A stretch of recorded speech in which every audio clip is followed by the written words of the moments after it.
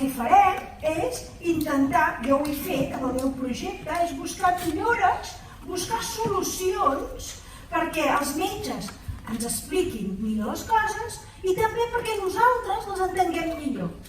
I per tant podem fer coses perquè això passi, podem haver-hi canvis.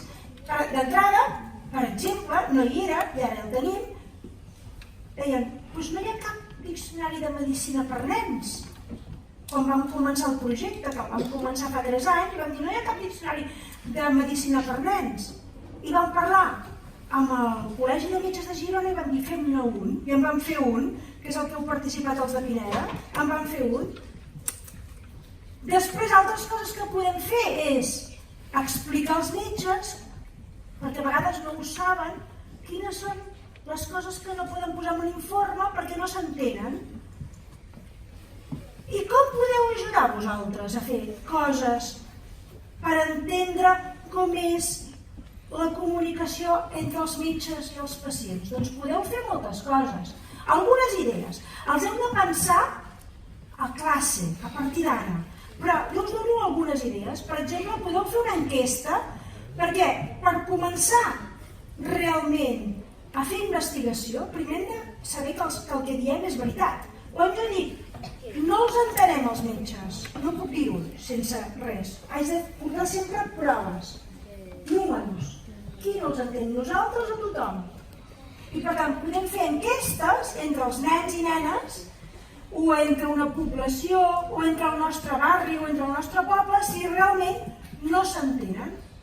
I per tant podem aprendre a fer enquestes, que no és fàcil. Podem elaborar jocs per entendre, per ajudar a entendre una determinada malaltia o una determinada prova. O les vacunes, podeu elaborar tríptics, vol dir fulletons, per explicar millor i amb les vostres paraules una determinada prova i anar als CAPs, que ja sabeu què són els CAPs, i distribuir-ho pels CAPs i col·laborar amb els CAPs. Aquest projecte que estem fent, que heu triat vosaltres, no és la primera vegada que col·laboro amb escoles. No sol passar, però l'any passat ja ho vam fer. I ho vam fer amb escoles de Barcelona, de la província de Barcelona. I ja hi ha 3 escoles de la província de Barcelona que van treballar amb nosaltres per fer eines i coses que servissin a altres nens i a altres adults en relació a com ens podem entendre més les coses que ens passen de la salut. I en aquestes pàgines, que això ho deixarem en els vostres mestres, trobareu exemples de coses que ja van fer les altres escoles, que ho van fer molt bé, ho van fer superbé. Per exemple, i aquí us he fet algunes fotos de coses que van fer les escoles de l'any passat. Mireu, van fer un termòmetre que van portar, i això és una idea molt bonica, que van portar en el CAP, van anar en un CAP i es van plantar tot un matí, diversos dies, en un CAP, i els hi preguntaven a la gent com et sents quan no entens el metge. Quan sortien dels metges i deien com et sents? I ells tenien unes emoticones, i podia ser em sento angoixat, em sento confús, em sento que no sé què de fer, em sento trist, i llavors anaven enganxant aquestes emoticones i anaven fent un termòmetre segons quantes persones els deien com se sentien. I veure qui guanyava, si guanyava l'angoixa, si guanyava la desinformació, si guanyava la tristesa, o al revés, se sentien perfectes, també podria ser. Aquí teniu tríptics que vam fer, per exemple, sobre la diabetis, sobre la grip, etc. Allà a mà dreta teniu un pòster enorme de totes les qüestions, tots aquests materials els teniu en aquelles adreces que us he posat, perquè de la mateixa manera que ho vaig fer amb les escoles que van participar l'any passat, amb vosaltres també ho farem. Posarem els noms de les escoles vostres i tot el que anem fet ho anirem penjant des de la pàgina de la universitat nostra i així ho coneixerà molta gent. Per tant, és molt important tot el que estem fent perquè ho coneixeran moltes altres persones i veuran la feina que feu. De malalties n'hi ha de molts tipus. Si us heu llegit el títol aquell tan llarg, nosaltres havíem d'escollir les malalties i vam escollir treballar sobre unes malalties molt especials, que són les malalties que s'anomenen rares o minoritàries. Per què ho vam fer-ho? Doncs vam dedicar-nos perquè són malalties que en un 90%, vol dir gairebé sempre, afecten els nens i les nenes, i perquè són malalties que s'investiguen molt poquet. I s'investiguen molt poquet perquè hi ha molt poques persones que tenen aquella malaltia. I a vegades es queden sense medicaments i tot, pobrets.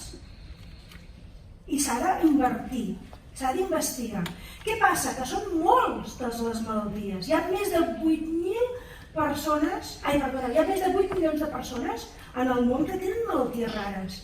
Però clar, potser d'una malaltia només en tenen 3.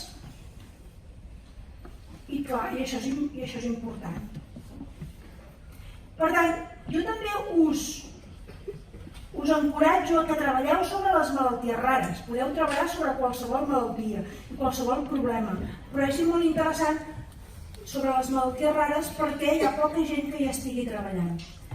Altres coses que vam fer, per exemple, aquest dossier d'aquí són enquestes reals que vam fer amb totes les preguntes, com vam fer les preguntes. Això d'aquí són jocs. Això és un joc de direccions que va fer una escola, i aquest és un altre joc, que potser el coneixeu, que es col·loca aquí, un paper, l'has d'eliminar, però el van tunejar, el van canviar i el van fer amb malalties.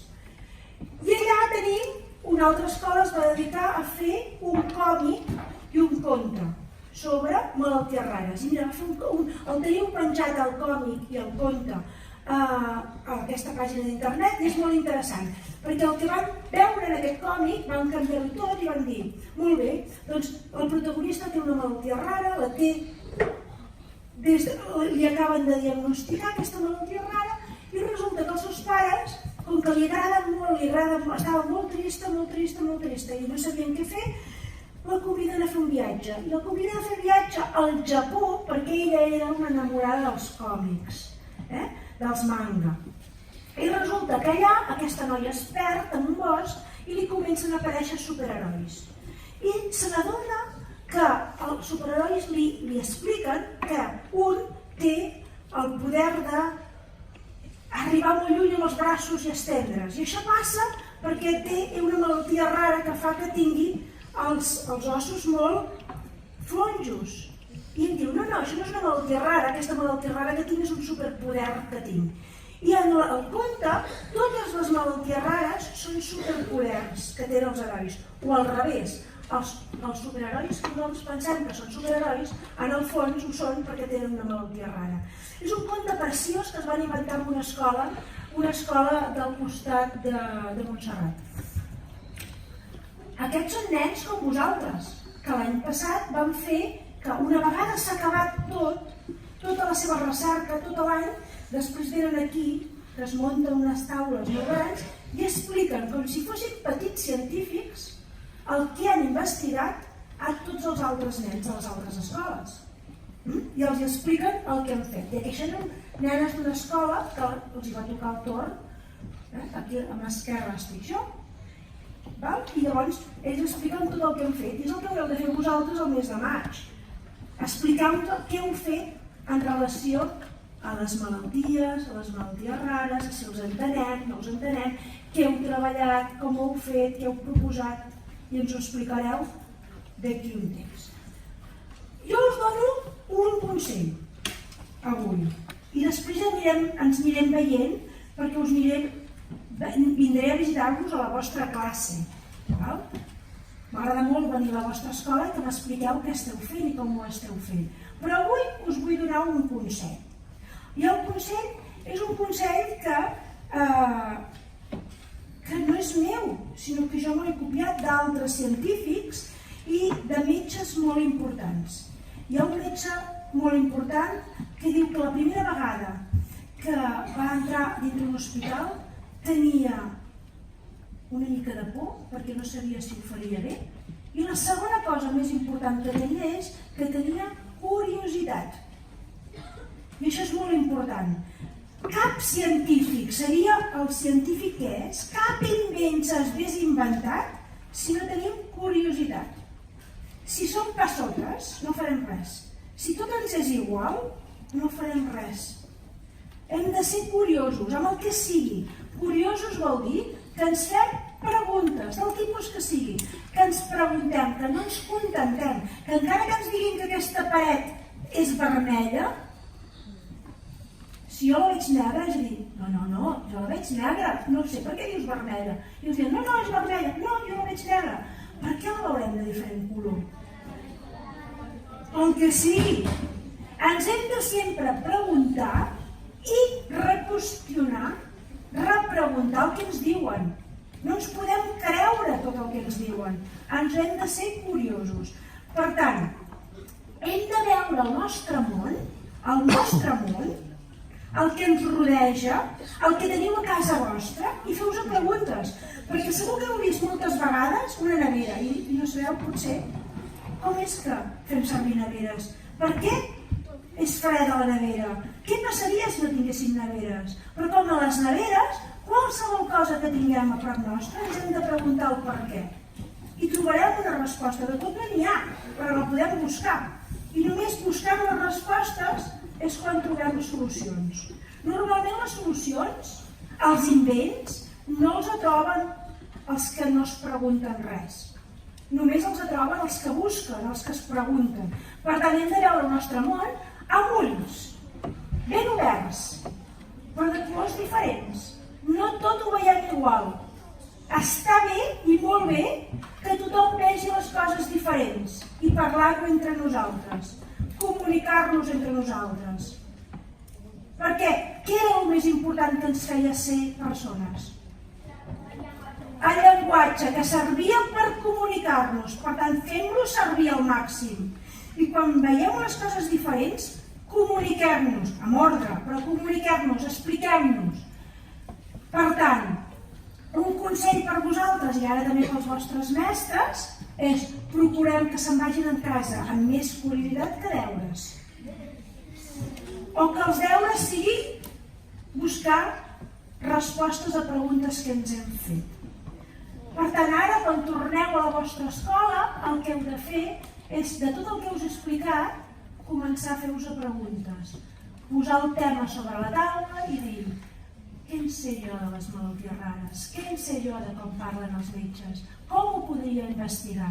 Totes aquestes preguntes us les heu de fer perquè trobareu solucions i estic segura, poso la mà al foc, que el que em ensenyareu el mes de maig serà encara més bonic que el que em van ensenyar els nens de l'any passat. Per tant, molta sort en aquest any, molta força, molta curiositat.